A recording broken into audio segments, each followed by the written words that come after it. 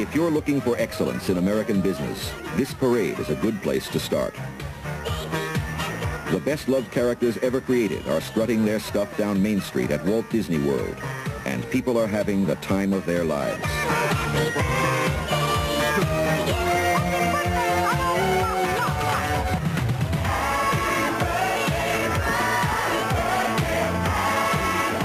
Disney Productions theme parks are designed and managed with only one thing in mind: satisfying the customer.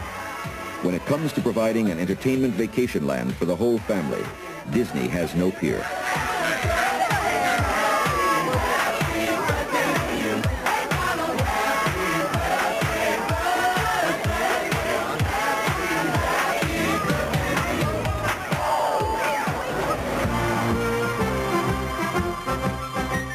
Here in Orlando, Florida, the gates to Walt Disney World open at 9 a.m. every day of the year.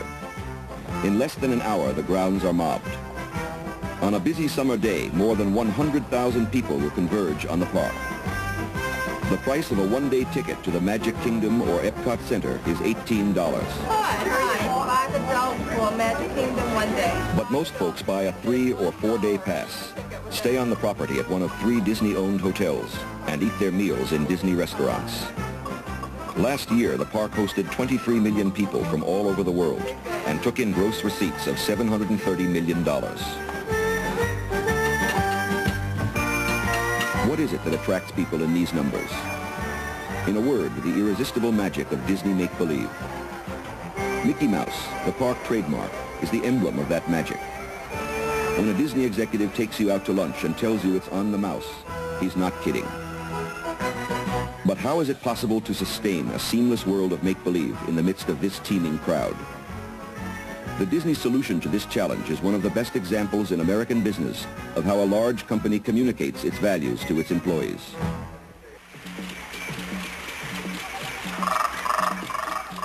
The world of make-believe isn't real.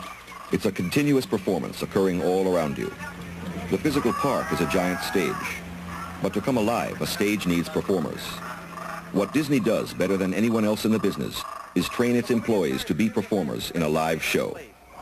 Come on, raise them real high. Repeat after me. I hope we never return. Okay, keep it in mind. We'll be in good shape.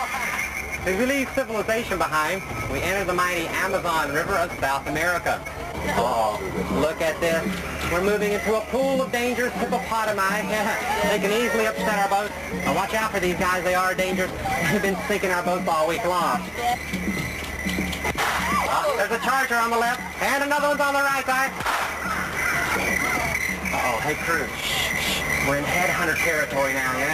Every smallest detail of the company's elaborate training program is designed to create an awareness in its employees that Walt Disney World is, above all, show business. Bye-bye, crew. Bye-bye. 10 minutes in the jungle and you forget your manners. Oh, savage. There is no personnel office here. You are hired at Central Casting. And on day one as a new hire, everyone is required to take Traditions 1 at Walt Disney University. Does anybody know all 7 dwarfs? Anybody got all 7 dwarfs? Go ahead. Doc, Sneezy, Grumpy, Dopey, Sleepy, Happy, and Droopy. Nope. You got 6 out of 7. What's the 7th one? Bashful. That's right. There's no Godzilla. The day begins with apparently trivial pursuits, but there is method here. As the trainer drills his class about Mickey and Snow White and Fantasia, he enfolds them in Walt Disney's vision of the Magic Kingdom. He creates the illusion that Walt himself is present in the room, welcoming the new hires to his personal domain. The object is to make these new employees feel like partners with the park's founder, sharing a mission to create the most wonderful place in the world. And if you went to Tomorrowland, you could... There is no better example of how a large company instills values in its employees. And of course, he made sure he kept the place clean. He made sure it was simple and unconfusing. He made sure that he gave the people a good value for the dollar that they spent when they visited Disneyland. And most of all, he made sure that all of his employees were friendly, polite, courteous, and helpful. Just grab a seat, make yourself comfortable. After lunch, the class moves to a small theater, the perfect setting in which to learn that they are all to be players in a live performance.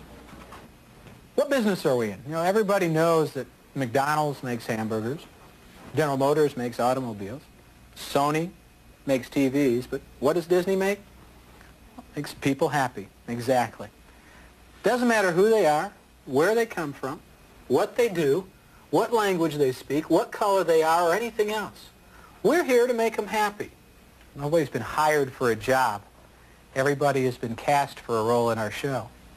Because of that, everyone's a cast member. You're all hosts and hostesses.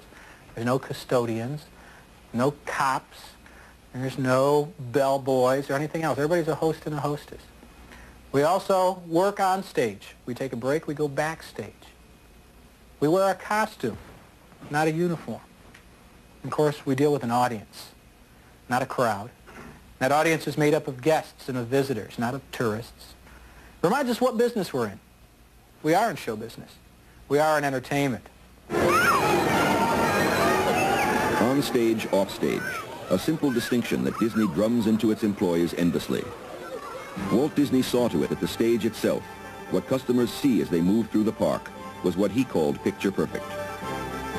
There are props, backdrops, lights, and everything else that goes into a giant production, but all is hidden from sight. In the days when Disney toured the park in person, he made certain that nothing was allowed to mar the picture. Today, 17 years after his death, custodial crews sweep and polish the park around the clock.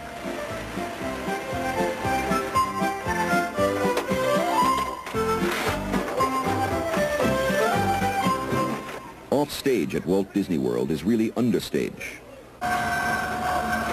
The park is elevated. At ground level, beneath it, runs a maze of tunnels called the Underpark. Located down here is the computer center which controls the rides, a cafeteria for employees, and the wardrobe department. Clean costumes, not uniforms, are issued to cast members, not employees, at the beginning of each day. With 2 million items in stock, this is the largest theatrical wardrobe in the world. Thank you. Have a nice day.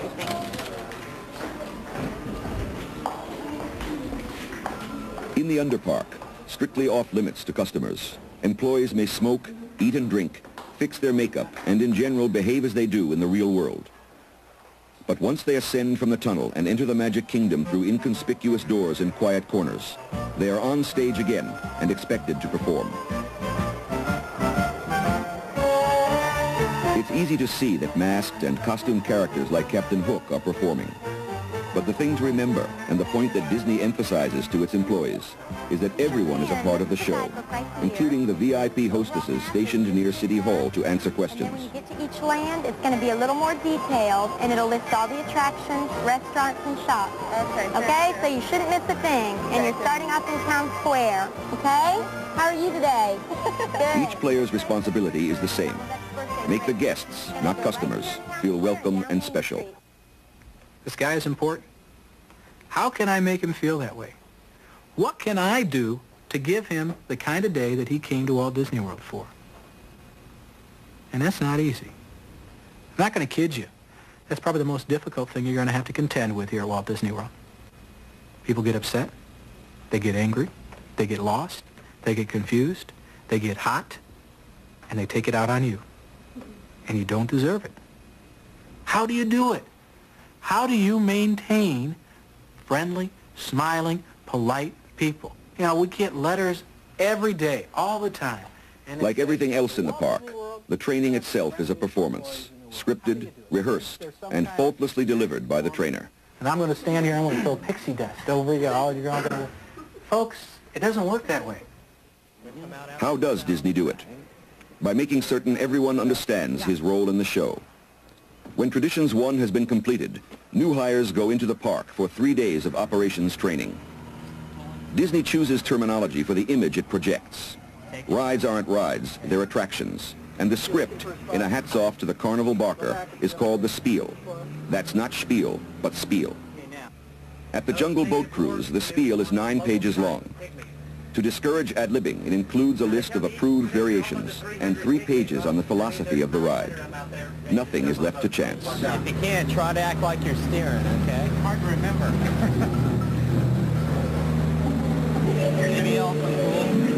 And it looks like we stumbled into the sacred bathing pool of the elephants. Whole herds of playful Indian elephants migrate here every day. Okay, Okay, look out ahead. He's coming up. Oh, yeah. Oh, he's coming over the left. Looking back. You better get down over there. Oh, boy. As soon as it goes down, go. Okay. Okay. So now I hope we can make it. Yeah, all right. You better look out. Turn around as much as you can. Tell them, lean in, lean in, lean in. Okay. Okay, make it look as dramatic as you can. You got to make it look like they're going to get wet, okay? Lean in, lean in. You're scared as they are, okay? You're just driving the boat. You want them to lean in as much as they can because that water's going to come right at them. Okay. From working with my trainer, he showed me a lot about different things you can do to lighten them up, to get their mind off of it. When they start out on the jungle cruise, they're going into the jungle. They're no longer anywhere except for the jungle. And it's my job to take them away and put them there. When is the show supposed to start? What is the show going to be about? Well, it's a Donald Duck parade, and what it is it's a tribute to Donald Duck because it is his 50th birthday. But it isn't only the obvious performers who are trained. To make a customer feel special as you point the way to Fantasyland or the nearest restroom requires its own kind of training. Okay, thank you. You're welcome. The minute you walk through City Hall and you're out here on Main Street, then we're on stage.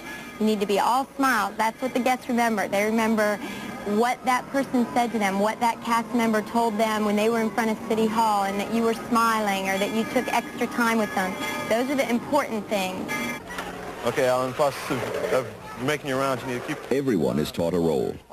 Sweeping up the park seems a simple task, but Disney knows that these custodial crews will receive more questions from customers than anyone else in the cast. At the same time, you have to be courteous, you know, and be aware of the guests around you and their questions. And even though you get the same question asked 3 or 4 times, you know, you got to remember each time there's a different guest asking you. Those trained longest and hardest are the Disney characters. And watching them learn the steps and gestures that make each one of them unique is a real treat. But this part of the training we are not allowed to show. Disney knows that these creatures are the wellspring of the enchantment which is its stock in trade, and protects them fiercely.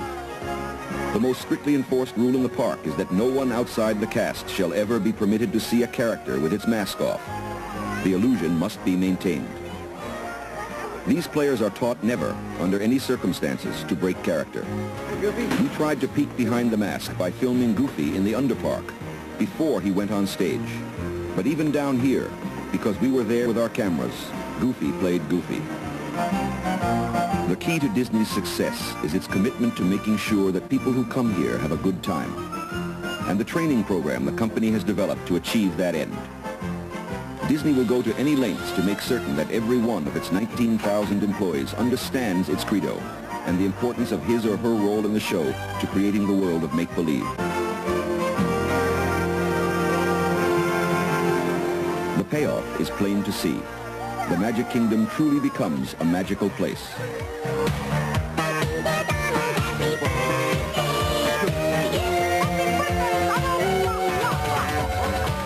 Try resisting Disco Donald. It isn't easy. Crowds flock here as if lured by the Pied Piper. And once inside these walls, no less than the children of Hamelin, they are enthralled.